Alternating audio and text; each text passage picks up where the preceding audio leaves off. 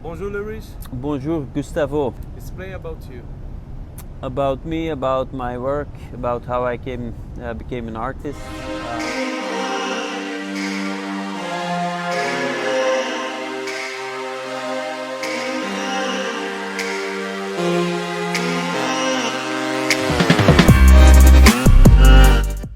Um, Goes back to the time that I was a child.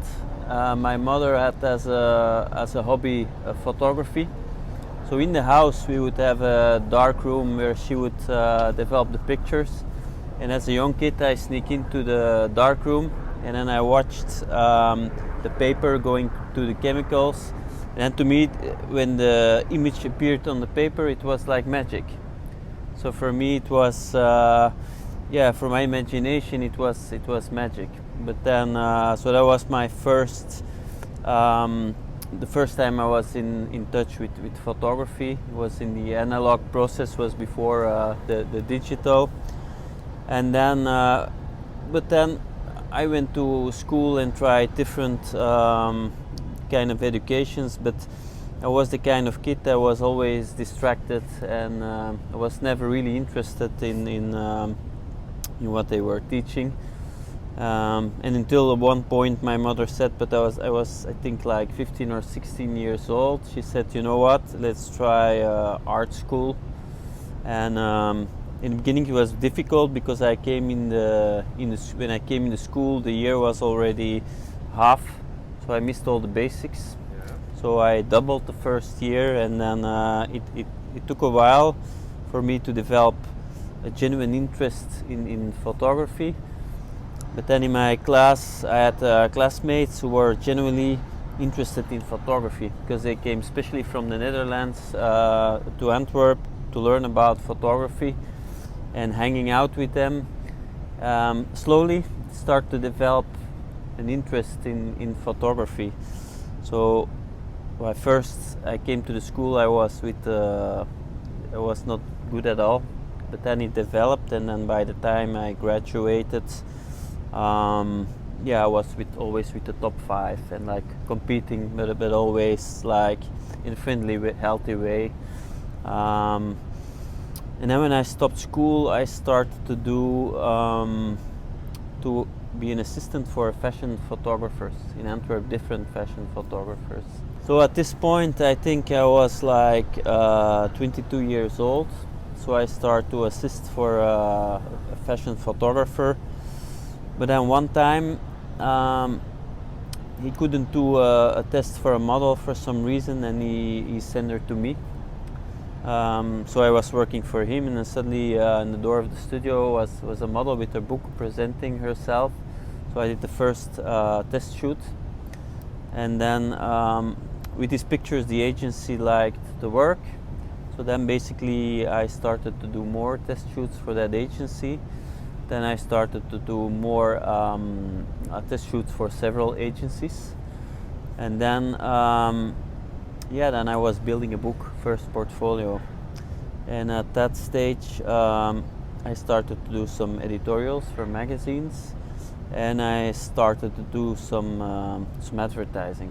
But then soon I discovered that working for brands, it's not so much creative, because you work with an art director, and you basically just have to do their ID, and you have to do technically beautiful photography. And of course it's good to learn the techniques, to learn about lighting, to work how to work with clients. But then one time I had a client, and he gave me more freedom to do the art directing. So he asked me to develop a concept together with him.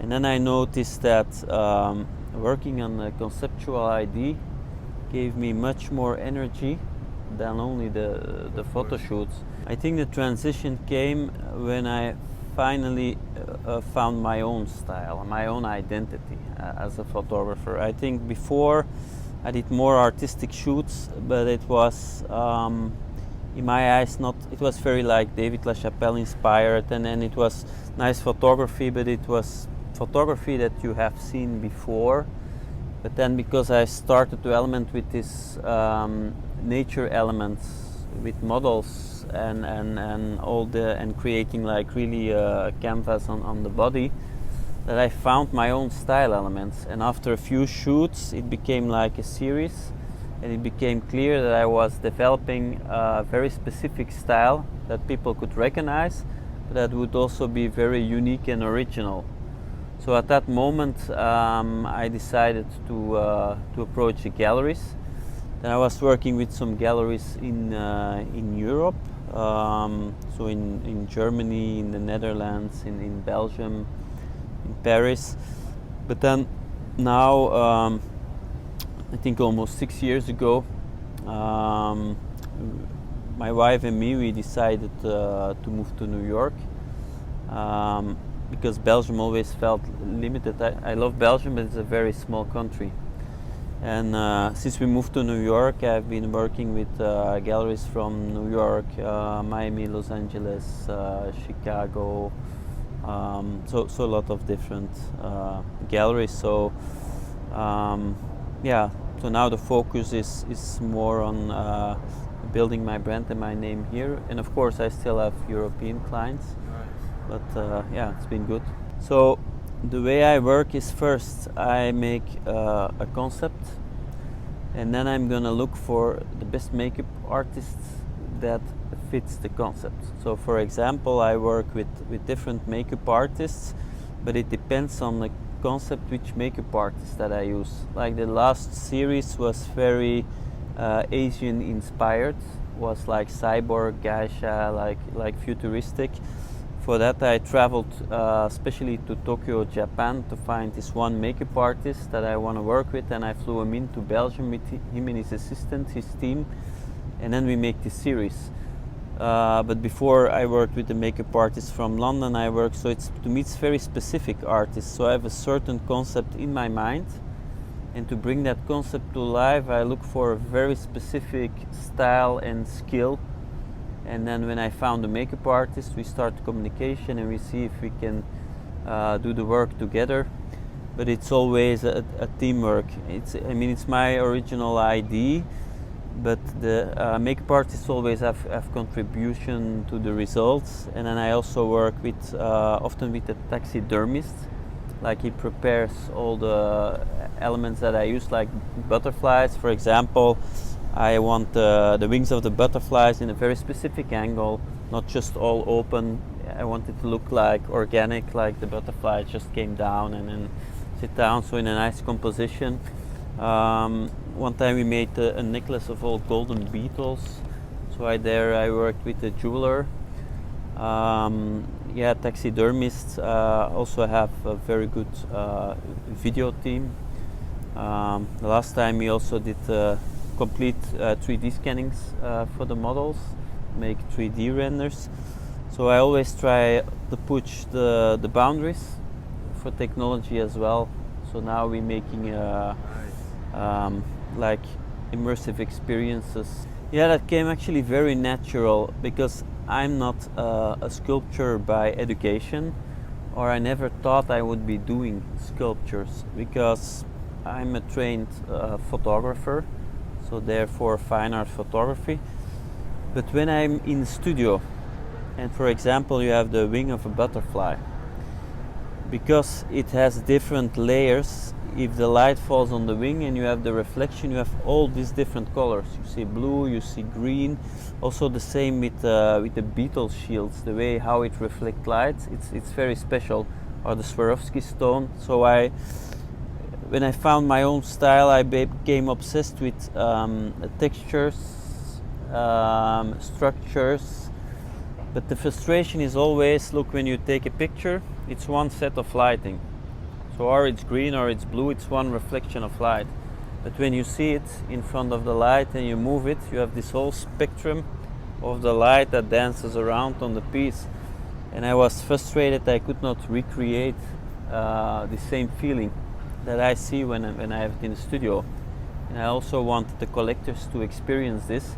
So that's how I became to do research, like how can I make this in a tangible thing, and I started to work with sculptures.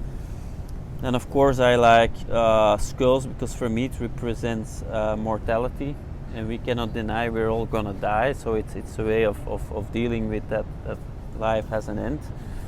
And the butterfly often is it's just like the circle of life, is a new beginning, it's new life, so that's why I like the position that they contrast each other and I combine them. And then with the sculptures, so first I started out with the model of a real human skull that I made multiples. We did them in different chromes, with different exotic skins, with different materials.